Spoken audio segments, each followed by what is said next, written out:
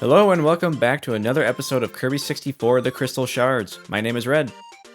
In the last episode, Kirby set off on a new adventure with his new partner Ribbon, who's a fairy from the planet Ripplestar. Ripplestar was attacked by dark matter, and the queen had ordered Ribbon to escape with the crystal, but she was attacked and was destroyed, and she was left stranded on the planet Popstar. But luckily happened to run into Kirby, and so he decided to help her out. We continued through the first two stages. We took on Waddle-Doo and Adeline under the position of Dark Matter, but we managed to save them, and now they have joined us. And so we're just going to continue. We're going to jump right into Stage 3 here. Yeah, it looks just like a Yep, that is a castle. Ah, big rocket. You have the bomb ability. And so... Gosh. So, for those who have not played Kirby, and honestly, with Kirby being so popular, I really can't think of a lot of people who have not, or at least plenty of people probably know it. Kirby games are generally designed, they're not made to be difficult, but obviously everyone's idea of difficult is going to be a bit different. And oh, one up there. But no, the game gives you a little variety of options to play. You can go for copy abilities, you can go for, oh, good job, for power combos, but it's not like you need them. But they can help make the game easier, and in the last episode I had mentioned that copy abilities and power combos can really... They'll definitely help you out a lot, but they will definitely shake up the difficulty of the game. But it's not like they're required. And certainly some of them, as you'll see, are quite unbalanced. Some of them are going to be a lot better than others.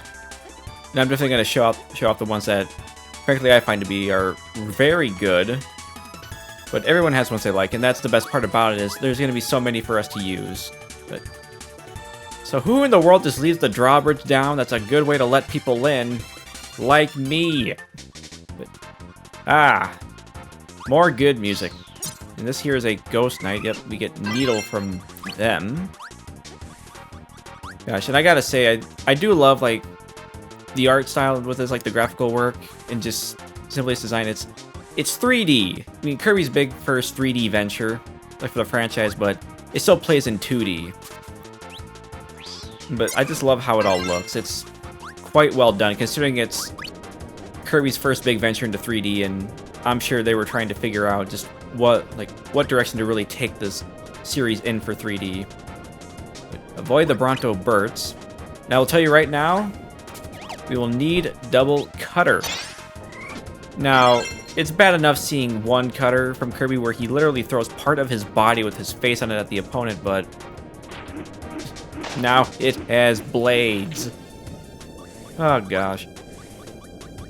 Like I said, some of these are cool, some of these are funny, and some are just ridiculous. Or horrifying, depending on how you want to look at it.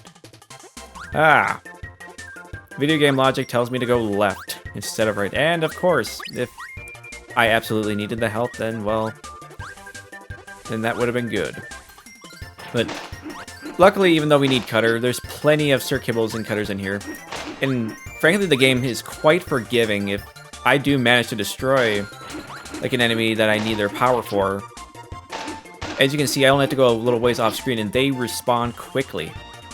So it's quite nice.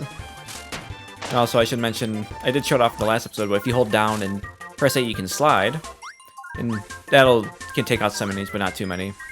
And then right down here, this green block. So, one thing I did forget to mention, when it comes to copy abilities and power combos, and some of the shards that are hidden, like I had mentioned, and you need them to access, you can look at the colors.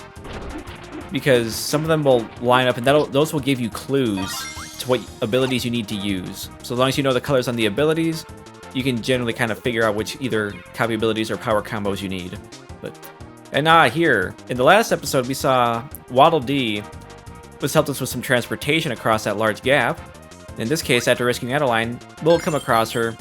She can paint things for us, whether generally it'll be food, but if we are at full health, we will get one up. So thank you very much. I'm at 5 now. And here, yes, there's a shard right up above the door, or the entrance to this spiraling room. And frankly, even if you didn't know that, you probably would likely you'd be able to see it from here because the camera will rotate with it. So you'd be able to see it back there. But of course, kid me definitely probably would have missed that.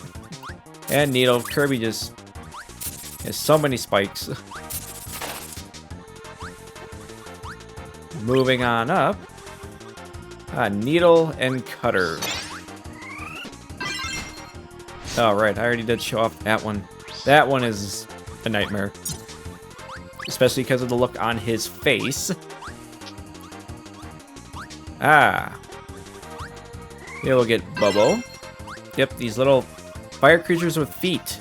Well, with shoes specifically, are named Bubbo. And here we can show off double burning. So regular burning, you just dash forward while surrounded by fire, and double burning is the same thing, but only the flames are bigger, like, dare I say, like a phoenix fire. Like you just spiral. It's like spiral forward and actually covers quite a bit of distance. It has pretty wide hitbox on it too, in the back at least. And of course, Kirby's arch rival, well, the big bad himself, King DDD, and as always, not cooperating, causing trouble for Kirby. What else is new? And enter Dark Matter. Because why not? And he's being taken over. Kirby! Yes, here we have King DDD. Another, actually, literally a boss fight just like in the prequel title to this game, Kirby's Dream Land 3. I had mentioned before in the last episode. Oh, wow. Whoops. Okay. Time to turn things down a notch. But in the last episode, Adeline is a returning character from Kirby's Dream Land 3 as well, and that boss fight is the same in this as well, where she would just paint enemies and you fight them. And just like in this game, you fight Waddle Dee. Well, Waddle Dee. King DDD, sorry. Yep. And yep, he can...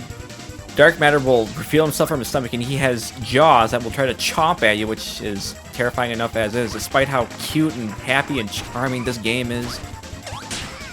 Ouch. It definitely has its moments where it's like, wow, they really put that in there, but then again, there are worse things. So really, it's not that bad. I'm probably just exaggerating a bit, but... Anyways, now that he's down, that's our last crystal shard of the stage. And now that he's out of his daze, and of course we just leave him and continue on, but... And Waddle Dee's just... Come on, DDD. Yeah, there you go. Yes, fun little thing. This is actually the first time where DDD willingly becomes an ally for Kirby. And you would see him as allies in some of the future titles. Like, what is it? Yeah, Kirby's Return to Dreamland and even Kirby Star Allies has a Dream Friend, but no, this is the first instance where he is willingly an ally. And see if I can get that info card in the back. Ah, well, that's not bad. And here we go. So each level will have stages for you to go through, of course, and crystal shards to collect. But then every level will have a big bad boss. In this case, in good old Kirby fashion, as per tradition, we fight Wispy Woods. Only this fight's a little bit different. So normally we just attack him directly, but in this case, we have to fight these little sproutlings. And also, I just want to point out this boss music. Actually, one of the first music tracks I heard in this game. Like I said, I used to rent it. But nope, Wispy Woods, pretty basic. He follows your direction. He spits apples at you. And Perseverance. We have to destroy these little sproutlings. These are actually new to this. The only time you ever see them are in this game. Nope, afterwards, now he's angry. Of course, now he's throwing out more apples up for us, you know. Now he's spitting at me too. And then, yep, and that's how you damage him. He sends out his roots. I'm going to assume are his roots. And you just have to attack them. Oh, see if I can get 2 here. Yes, I got 2. There we go. There's some damage. Yeah, if you can suck up one object and shoot out a star for like 1 damage, and it'll disappear on impact.